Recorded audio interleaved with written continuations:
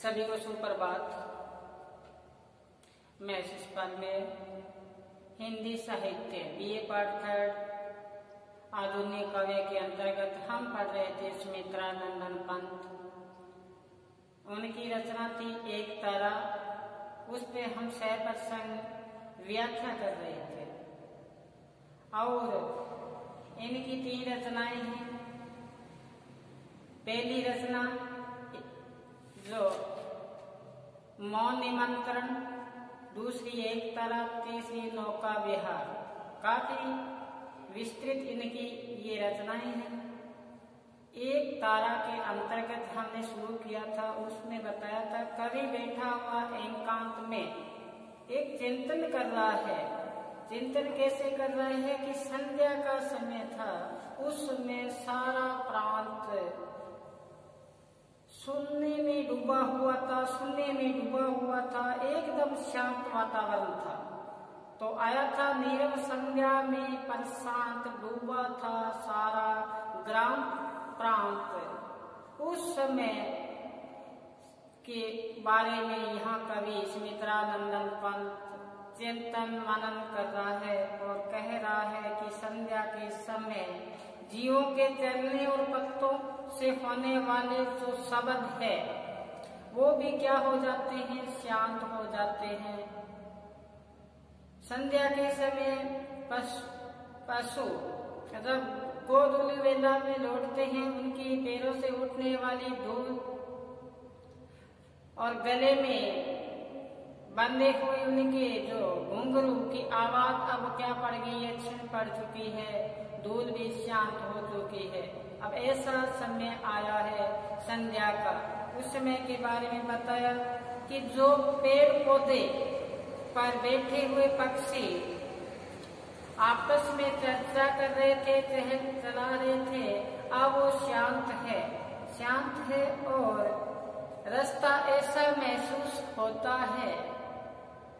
रास्ता कैसा लग रहा है अब, ऐसा जैसे सड़क के चलने का जो आकार बनता है, रेखा बनती है, ऐसा धुंधला सा प्रतीत हो रहा है। या ऐसा कह लो कि सड़क के जो जीव्या है उसके भांति क्षीण पड़ चुका है, क्योंकि समय है जो अवसर है वो कौन सा है, संध्या का। उस समय चारों तरफ से शांति व्याप्त है, एक आवाज आ रही है जो झंगूरों की आवाज व्याप्त हो रही है चारों तरफ से, जो हृदय को क्या कर रही है, चीख रही है। अब फिर बताया कवि ने आगे के पद में कि अब हुआ संध्या लीन, सब वर्ण वस्तु में विषमहीन। अब ज्यादा अंधेरा हुआ है तो कहते हैं कि सब एकाकार की स्थिति में आ गया है। एकाकार की यानी एकदम क्या हुआ कि संध्या ढल जाने के बाद समन्वित आभा एकदम क्षीण पड़ चुकी है। सभी पदार्थ एक रंग में रंगे गए हैं।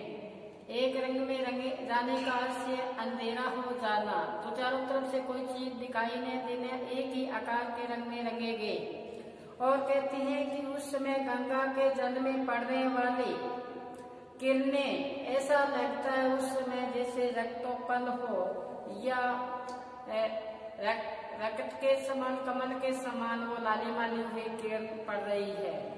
और फिर बताया कि पहले जो संध्या के अवसर पर पेड़ पौधों पर उनकी जो किरणें व्याप्त थी, अब वो किरणों की पक्षी वहां से उड़ चुका है। किस घोंसले में गया है, कहाँ गया है, कवि कहता है निश्चित पता नहीं है। ये बताया था, यहाँ तक हमने अध्ययन किया था। अब चलते हैं हम आगे में इसमें साथ साथ मैंने यहाँ बोर्ड पे अंकित कर दिया है, इसको आप एक बार ध्यान से देखें, गौर से देखें, बड़ी गहराई के साथ देखें। क्या बताया है कि पश्चिम नद में हूँ रहा देख, पश्चिम नद में हूँ रहा देख, उज्ज्वल एमंत नक्षत्र एक, एकुलिस एनिद्य नक्षत्र एक, जो मूर्तिमान ज्योतिष विवेक में हो दिखती अमर टेक। किस सपना कक्षा का प्रदीप वह लिए हुए किसके समीप। मुक्तालोकित जो रजत शीप। आगे बताया क्या उसकी आत्मा का चिंतन। स्थिर है पलक नैनों का चिंतन। क्या खोज रहा है अपनापन। क्या खोज रहा है अपनापन।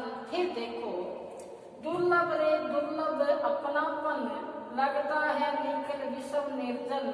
वह निष्फल इच्छा से निर्धन। फिर आगे का पद में आया आकांक्षा का उच्छ्वास वेग मानता नहीं बंधन विवेक। फिर आकांक्षा से घर घर उद्वेलित रे अहर सागर। नाचती लहर पर हर हर एवं इच्छा में ही नर्तक करते अबाध रवि शशि उड़ी गल। ये एग्जाम में पिछली बार पूछा भी गया था। चिर एक विचरण पर तारक अहमद जानता नहीं वह छंद बंद। वह अनंत का मुक्त में अपने ऐसन सुख में विलीन। स्थित निज स्वरूप में चिर नवीन। निष्कंप शिका सा वह निरुपम। वेद का जगत जीवन का तम। वह शुद्ध प्रबुद्ध शुक्र वह तम। तो ये अपना एक तारा के अंतर्गत जो पंक्तियां बची थी ये है, इसके बारे में हम आज चर्चा कर रहे हैं। तो क्या बताया है कवि ने कि पश्चिम नभ में रहा हूँ देख। कि पश्चिम नभ में मैं एक आकाश पश्चिम के आकाश में मैं देख रहा हूँ। कवि क्या कहता है क्या देख रहा हूँ। एक उज्जवल है पवित्र है नक्षत्र। एक तारा है जो बड़ा ही पवित्र है। ऐसे तारा को मैं देख रहा हूँ। संध्या के बारे में चर्चा होगी। अब एक ऐसा तारे को मैं देख रहा हूँ जो पश्चिम में क्या है उदय है, जो कि उज्जवल है और अमंद है। अमंद का से तेज युक्त प्रकाशमान है। फिर क्या बताया नक्षत्र एक। उसमें कुलुषता नहीं है किसी प्रकार से। उसमें क्या नहीं है, उसमें कालिमा नहीं है। वो पवित्र है। नक्षत्र एक है। वो मूर्तिमान की भांति ज्योतिष विवेक उनमें दीक्षित अमर टेक। हृदय के अंदर एक ऐसी अभिलाषा लिए हुए पश्चिम नभ में विराजमान एक तारा है। तो क्या बताया उस तारे में न तो कलुषता है न कोई धुंधलापन के लोग। और नक्षत्र ऐसा है कि तारा ऐसा लग रहा है जैसे क्या हो मूर्तिकार हो। क्या हो मूर्तिकार ज्योतिष की भांति चमक रहा है। ऐसा लगता है कि अमर टेक से यहाँ पर होगा कि वो साकार ब्रह्म की ज्योति हो। साकार क्या हो ब्रह्म की ज्योति हो। ऐसी अभिलाषा में वो तारा वहाँ पे विराजमान है। कहाँ पे पश्चिम में। फिर बताया कि किस सवर्णा कक्षा का वह प्रदीप वह लिए किसके समीप। मुक्ता किस जो रजत शीप। तो इसमें बताया कवि कहता है क्या कहता है कि वह तारा किस आकांक्षा का दीपक लेकर आलोकित हो रहा है। वह तारा किस स्वर्णाकांक्षा का प्रदीप लेकर आलोकित हो रहा है। किसके लिए हो रहा है ये तारा। बताया कि पहले बताया तारा कहाँ के पश्चिम में है। वो पवित्र है। उसमें कहीं कलुषता नहीं है। उसमें तेज युक्त है। फिर वो एक ब्रह्मा के समान अपनी अभिलाषा लिए विराजमान है। फिर कवि ने बताया यहाँ पे कि वो तारा है जो वो किस स्वर्णाकांक्षा में उदय हुआ है। क्या हत्या के लिए आकांक्षा उसने पाल रखी है। फिर बताया आगे कि मुक्ताकृत जो रजत शीप कहते वे ऐसा लग रहा है जैसे चांदी के समान। रजत का शब्द है चांदी। चांदी के समान शीप मोती चमक रहा हो। चांदी के समान सुंदर सफेद जैसा कोई चांदी चमक रही हो ऐसा तारा है वो। इसके बारे में बताया है। फिर वह उसकी आत्मा चिरधन। क्या उसकी आत्मा चिरधन स्थिर अपलक नैनों का चिंतन क्या खोज रहा है अपनापन। कवि क्या कहता है उस तारे के प्रति, सुनना गौर से। कवि कहते हैं कि क्या वह आकाश में तारा स्थित होकर आत्मा का चिंतन कर रहा है, हृदय रूपी आत्मा का क्या कर रहा है, चिंतन कर रहा है, और आंखों को बिना पलक के झपकाए एकटक होकर वो सृष्टि को निहार रहा है। सृष्टि को क्या कर रहा है, निहार रहा है। यह संसार में अपनापन खोज रहा है। आसमान में विराजमान पश्चिम में एक तारा है, वो अकेला है और अकेला अपनी आंखों को खोलकर इस सृष्टि को निहार रहा है, देख रहा है कि इस सृष्टि में मेरा भी कुछ है क्या। देखो बहुत गहरी बात है। हम किसी के बारे में अपनापन देखें तब ये बात आई है यहाँ पे। तो कहते हैं कि उसकी आत्मा का चिरधन, कहते हैं कि वह क्या, वह तारा आकाश में एक स्थान पर स्थित होकर आत्मा का चिंतन कर रहा है। क्या कर रहे हैं कि अपने पलकों से खोज रहे हैं, संसार में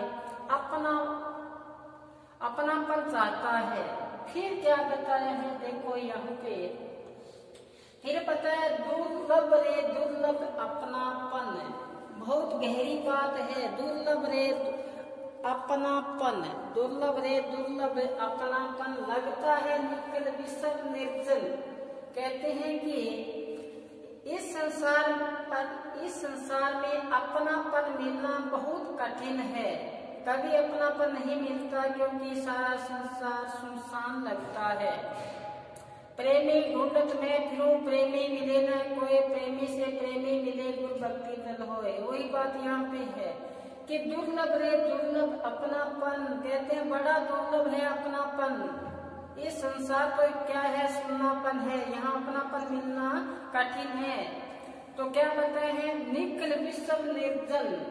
यहाँ किसी की इच्छाएं पूर्ण नहीं होती। यहाँ क्या नहीं होती, यहाँ मन चाही इच्छा या इच्छाएं अपनी यहाँ पूर्ण नहीं होती। तो यही यहाँ पर बताया है कि इसलिए इच्छाएं निष्फल हो जाती है। हमारी जो इच्छाएं हैं वो सारी क्या हो जाती है, निष्फल हो जाती है। वह निष्फल इच्छा से निर्धन हम गरीब के गरीब ही रह जाते हैं। फिर देखो आकांक्षा का उच्छ्वास वेग बहुत महत्वपूर्ण है। आकांक्षा का उच्छ्वासित वेग मानता नहीं बंधन विवेक। कवि कहता है कि प्रत्येक व्यक्ति के हृदय में इच्छाएं रहती है, आकांक्षाएं रहती है, परंतु आकांक्षाएं पूरी नहीं होती। कब पूरी नहीं होती, तब हम एकांकीपन में होते हैं। तारा भी एकांकीपन जी रहा है, एकांकीपन में पूर्ण नहीं हो सकती, इसलिए तारा को कुछ नहीं मिल सकता। तारा अकेला है इसलिए तारा को कुछ नहीं मिल सकता।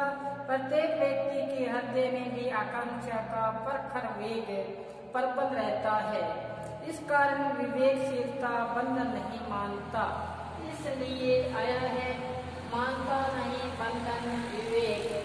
तो क्या कहता है, इस कारण विवेकशीलता क्या नहीं मानता, बंधन नहीं मानता। आगे क्या बताए हैं, चिर आकांक्षा से घर घर उद्विग्न रे अरहर सागर, नाचती नहर पर हर हर अविरत इच्छा में नर्तक करते आबाद रवि शिशु उर्गन। तो कवि कहते हैं चिर आकांक्षा में थर थर।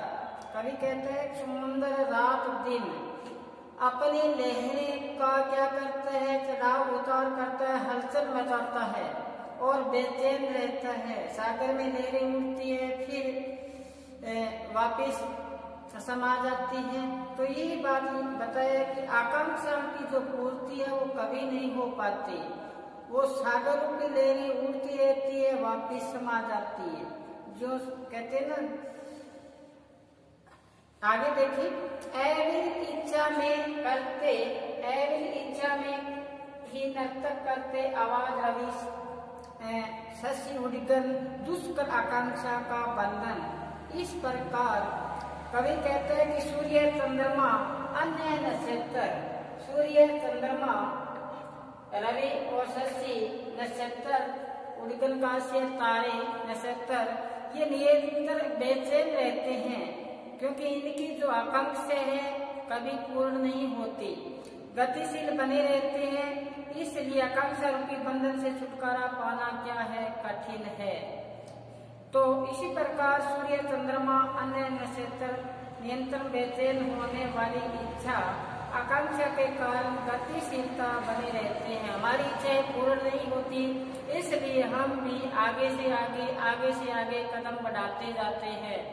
एक इच्छा पूर्ण हो उससे आगे 3 इच्छाएं फिर क्या रहती हैं। तो यही बात यहाँ बताई है कि रवि, सूर्य, चंद्रमा ये अपनी आकांक्षा को पूरा करने के लिए सदैव बेचैन रहते हैं और आगे गतिशील बने रहते हैं। और इसी प्रकार बताया है कि अरे चमकीले तारे तू निरंतर क्यों जलता रहता है, आया ना रे उड़गन क्या जलते प्राण विकल, कि तारा तू सदैव ऐसा क्यों बना रहा है। क्योंकि यहाँ पर क्या बताया कि जीवन निसंग रे व्यर्थ विफल, इस संसार में एकांकीपन जीवन व्यर्थ है, निष्फल रहता है। इसलिए तारे को बताया है कि तू एकांकीपन में जी रहा है, तेरा जीवन क्या है, निर्थक है। एकांकीपन का अंधकार दुष्कर है, एकांकीपन का अंधकार दुष्कर है, इसका मूक बार, इसके विषाद का रेख पार। तो कवि कहता है कि तुम अकेले हो, तारे को कहते हैं तुम अकेले हो, तुम्हारे एकांकीपन में रात्रि के उस अंधकार समूह को नहीं मिटाया जा सकता। अकेला तारा से उस तारे में चाहे कितना ही क्यों न तेज हो, लेकिन अंधकार को नहीं मिटाया जा सकता, अंधेरे को नहीं मिटाया जा सकता। तो इसी प्रकार कवि ने बताया क्योंकि इस संसार को एकांकीपन की पीड़ा को पार करना क्या है, कठिन है। एकांकीपन की व्यथा कभी अंत नहीं हो सकता। तो यही यहाँ पे बताया है। आगे देखो फिर ये है चिर ए विरल पर तारक एमंत जानता नहीं वह छंद बंद, चिर ए विरल तारक एमंद तारक एमंद जानता नहीं वे छंद बंद, वह अनंत का मुक्त मीन अपने असंग सुख में विलीन, स्थित निज स्वरूप में चिर नवीन, निष्कम शिका सा वह निरुपम, बेता जगत जीवन का तम, वह शुद्ध पर बुद्ध शुक्र वह सम। तो इसके अंतर्गत हम चर्चा करते हैं। तो चले आगे, चिर ए का तारक एमंद जानता नहीं वह छंद बंद।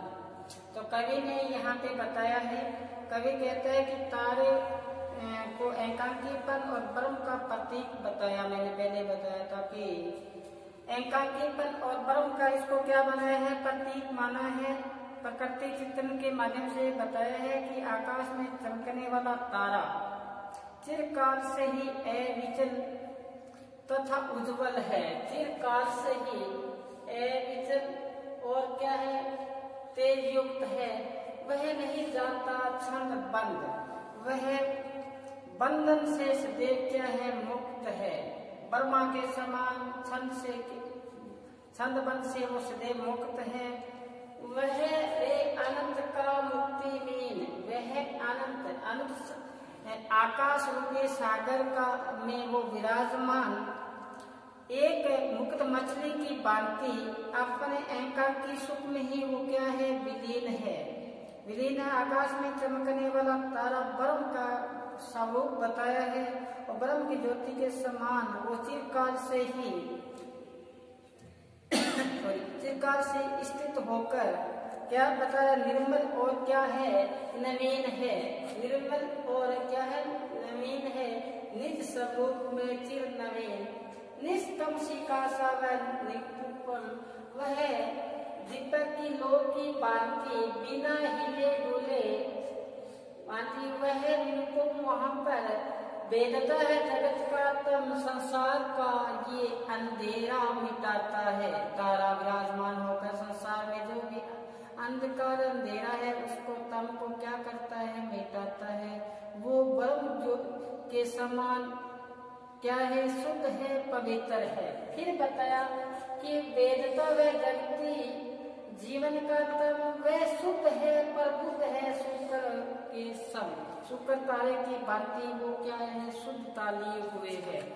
फिर आगे बताया कि शुद्ध प्रबुद्ध शुक्र व सम वह सचेतन है, वह शुक्र के समान क्या है, तेज है, परिपूर्ण है।